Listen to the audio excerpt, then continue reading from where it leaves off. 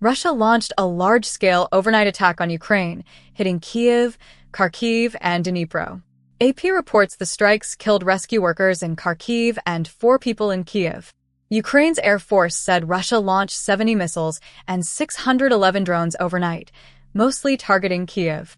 The military said air defenses intercepted or electronically suppressed 632 aerial targets.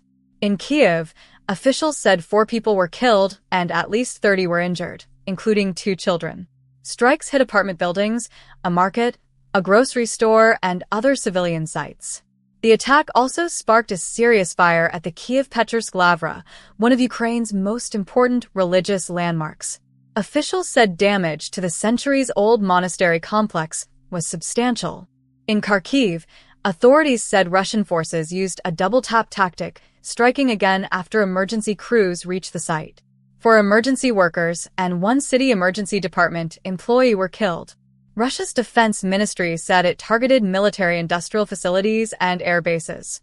Ukrainian officials said the attack hit homes, cultural institutions, a college, and one of the country's most significant religious sites.